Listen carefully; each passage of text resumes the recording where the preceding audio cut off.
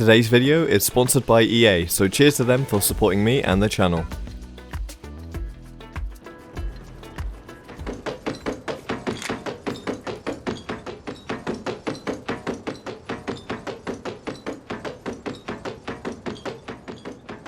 Yes, hello everyone, how's it going? It's Ashton here. I hope you're all having a fantastic day. As you all know, Season 8 is finally here, and we're going to be looking at the double Predator ranked rewards that I received for reaching Predator across both splits in Season 7. I'm going to be showing you guys the new Predator dive trail, weapon charm, and most importantly, the animated Predator badge for Season 7. If you guys enjoyed today's video, make sure to drop it a like and subscribe to the channel so you don't miss out on any future uploads. So, to start off with, I'm going to be showing you the new Predator dive trail for finishing Predator in Season 7. Personally, I don't think it looks that much different to previous Predator trails, but obviously there's not that much they can do to deviate from the red trail design. Now, that being said, the Season 1 Predator trail with the electricity looked crazy different from all of the other Pred trails we've had across the now 8 seasons of Apex Legends, and personally, I think if they can deviate a little bit more to make them a little bit more unique, that would be absolutely awesome. That being said, this is a cool Pred trail and I will obviously be running it for the duration of Season 8. Moving on, looking at the new weapon charm, I really like this Predator weapon charm. It's super nice, super clean, and way more of an upgrade from what we had in Season 7.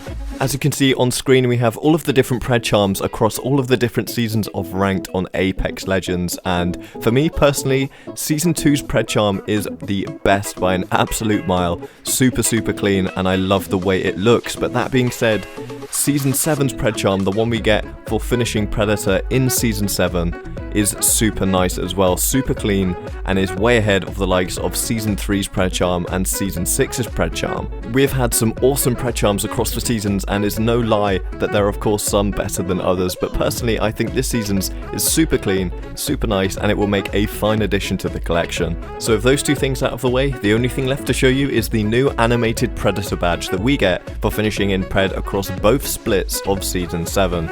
This is always my favourite part of every ranked season, is to get the new animated badge at the end of it, and personally I knew as soon as I saw the Battle Pass badge for Season 7 that the Predator badge would be absolutely amazing. So first off, we're going to show you the new animated Pred badge, then I'm going to tell you a little bit about what I mean about knowing through the Battle Pass that it was going to be good.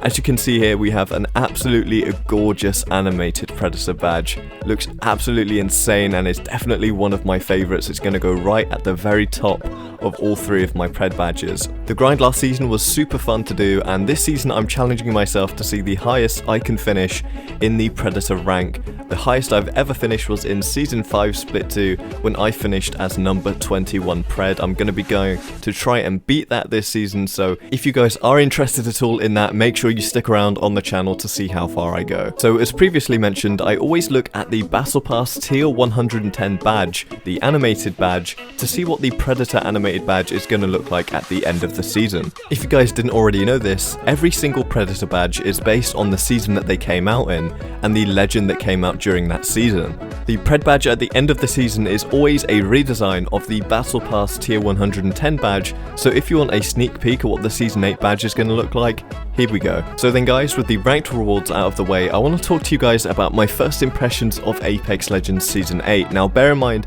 I have only played a couple of games as of the time of this recording, so not everything is going to be entirely accurate, but I want to give my first impressions to you guys about what I think of the new season.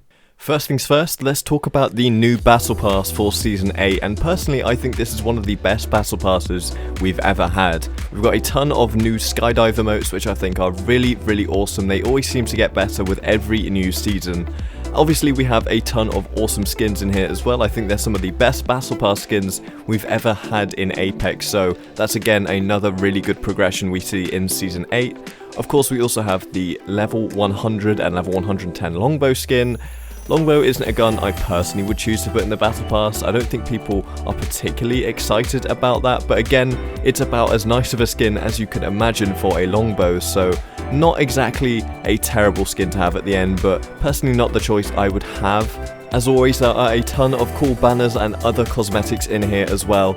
all stuff we really love to see, and overall I think it's a really decent battle pass. But moving away from cosmetics and onto actual gameplay, we can start to talk about the map changes that we've seen to Kings Canyon in Season 8. So with what I've seen so far, I'd say the map changes have been really successful in what they've aimed to do, which is cut out third partying and make it a less common occurrence on the map. As we all know, Kings Canyon was pretty bad for third partying in the past, let's be honest. The new and reworked areas on the map have spread out where people have been landing, which has led to less third partying in general, and certain areas being removed or changed slightly has also altered the way the map plays, in a positive way in my opinion. Now obviously, whether or not this holds the test of time and people keep landing in these new areas or if they return to old favourites, only time will tell, but honestly, I really hope that people continue to spread out their landings in Kings Canyon and make it a little bit more playable for everyone. I really hope the new POIs have achieved that. I've only played 3 games so far, so I can't honestly tell you whether or not it's going to achieve it in the long term, but honestly, it seems that way from the offset.